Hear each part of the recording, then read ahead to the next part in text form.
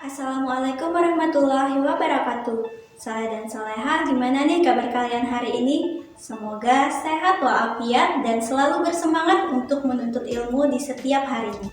Saleh dan Saleha, yuk kita jaga kebersihan di lingkungan sekitar kita dan jangan lupa untuk melaksanakan protokol kesehatan dimanapun kita berada. Saleh dan Saleha, walaupun belajarnya di rumah, tetap jaga adab-adabnya ya, karena kunci dari penguasaan ilmu itu adalah adab. Puncak dari adab adalah akhlak. Dan semoga ilmu yang mendapatkan keberkahan dari Allah Subhanahu wa taala. Sebelum kita memulai pembelajaran, marilah bersama-sama kita berdoa terlebih dahulu. Berdoa dimulai. Bismillahirrahmanirrahim. Rabbi zidni ilman warzuqni fahman. Amin. Semoga pembelajaran kita pada hari ini berjalan dengan lancar. Saleh dan Saleha, pada pertemuan sebelumnya kita telah belajar tentang bagaimana adaptasi hewan dan tumbuhan terhadap lingkungannya.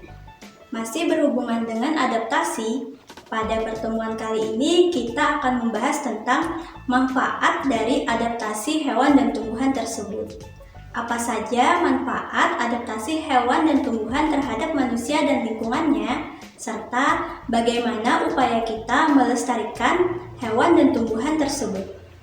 Setiap makhluk hidup memiliki kemampuan untuk beradaptasi terhadap lingkungan, yaitu kemampuan untuk bertahan hidup di lingkungan tersebut.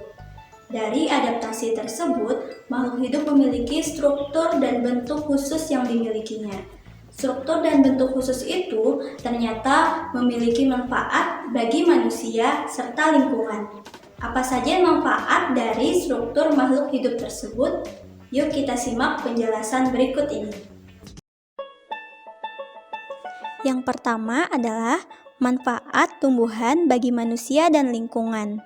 Contohnya pada tumbuhan lidah buaya. Tumbuhan lidah buaya habitatnya di daerah darat dan mampu bertahan hidup di lingkungan kering. Tumbuhan lidah buaya ini memiliki daun yang berduri, fungsinya untuk mengurangi penguapan. Daun yang tebal, fungsinya untuk menyimpan air, serta akar yang panjang, fungsinya agar lebih mudah mencari air. Tumbuhan lidah buaya ini juga dimanfaatkan untuk menyerap polusi udara, serta dagingnya dapat dimanfaatkan untuk menyembuhkan luka luar. Contoh yang kedua adalah tumbuhan bakau. Tumbuhan ini habitatnya di pantai. Tumbuhan bakau memiliki akar tunjang. Akar ini berfungsi untuk menahan dari terjangan ombak, mencegah dari abrasi pantai atau pengikisan pantai, serta menjadi tempat hidup bagi hewan-hewan laut. Selanjutnya, manfaat hewan bagi manusia dan lingkungan. Contohnya adalah cacing tanah. Cacing tanah habitatnya di dalam tanah.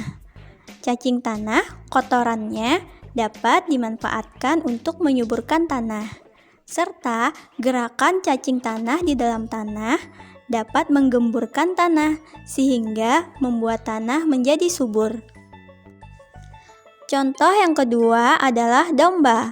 Domba ini memiliki ciri khusus berupa rambut yang tebal. Rambut domba tersebut berfungsi untuk menghangatkan tubuhnya. Rambut domba ini dimanfaatkan oleh manusia sebagai bahan pembuat kain, yaitu kain wol. Serta kotoran dari domba dimanfaatkan sebagai pupuk untuk tanaman. Selanjutnya, pelestarian tumbuhan dan hewan berdasarkan lingkungan hidupnya. Yang pertama, pelestarian tumbuhan berdasarkan lingkungan hidupnya. Contohnya bunga Padma raksasa atau Rafflesia. Bunga ini membutuhkan waktu hingga 9 bulan untuk tumbuh dan masa mekarnya 5-7 hari. Rafflesia merupakan tumbuhan langka. Oleh karena itu, peran pemerintah sangat diperlukan dalam pelestarian tumbuhan tersebut. Bagaimana cara pelestariannya? Yaitu dapat dilakukan dengan cara menetapkan taman nasional dan mendirikan taman konservasi. Yang kedua adalah tumbuhan cendana. Tumbuhan ini memiliki aroma yang khas dan wangi, biasanya dimanfaatkan sebagai bahan baku pembuatan parfum dan aromaterapi. Namun, tumbuhan cendana termasuk tumbuhan langka karena sulit untuk dibudidayakan. Oleh karena itu, untuk menjaga kelestariannya dapat kita lakukan dengan cara mengurangi penggunaan minyak cendana dan menetapkan kawasan konservasi bagi tumbuhan cendana. Pelestarian hewan berdasarkan lingkungannya. Contohnya pada orangutan. Orangutan merupakan hewan endemik yang hidup tersebar di hutan tropis Indonesia, tepatnya di Pulau Sumatera dan Kalimantan. Orangutan ini kehidupannya terancam punah karena berubahnya fungsi hutan menjadi perkebunan kelapa sawit, pertambangan, dan pembukaan jalan.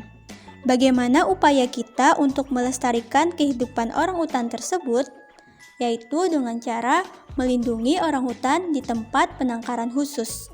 Tempat penangkaran khusus itu seperti Bukit Lawang yang terdapat di Sumatera, Tanjung Puting yang terdapat di Kalimantan. Contoh yang kedua adalah gajah Sumatera. Gajah Sumatera ini merupakan hewan endemik Pulau Sumatera. Gajah ini menyukai hutan yang ditumbuhi pohon-pohon lebat dan berada di dekat sumber air. Gajah Sumatera termasuk hewan langka karena jumlahnya semakin menurun. Bagaimana upaya kita untuk melestarikan gajah Sumatera ini? Yaitu dapat dilakukan dengan cara menetapkan tempat sebagai pusat konservasi gajah Sumatera. Misalnya, Taman Nasional Waikambas di Lampung dan Taman Nasional Teso Nilo di Riau. Nah, soleh dan soleha, demikian pembelajaran kita pada hari ini. Jadi, dapat kita simpulkan manfaat dari adaptasi tumbuhan dan hewan terhadap manusia dan lingkungannya. Contohnya pada lidah buaya, dapat dimanfaatkan sebagai penyembuh luka luar. Kemudian tumbuhan bakau digunakan sebagai pencegah terjadinya abrasi di pantai. Abrasi itu adalah pengikisan pantai. Kemudian cacing tersebut bermanfaat bagi manusia sebagai penyubur tanah. Serta domba, bulunya dapat digunakan sebagai bahan untuk membuat pakaian seperti kain wol. Serta upaya pelestarian hewan dan tumbuhan dapat dilakukan dengan cara mendirikan taman nasional, mendirikan taman konservasi, mengurangi penggunaannya, misalnya penggunaan pada tanaman cendana karena tanaman tersebut sulit untuk dibudidayakan. Kemudian dengan cara melindungi hewan langka di tempat penangkaran. Demikian pembelajaran kita hari ini. Saja akhiri. Wassalamualaikum warahmatullahi wabarakatuh.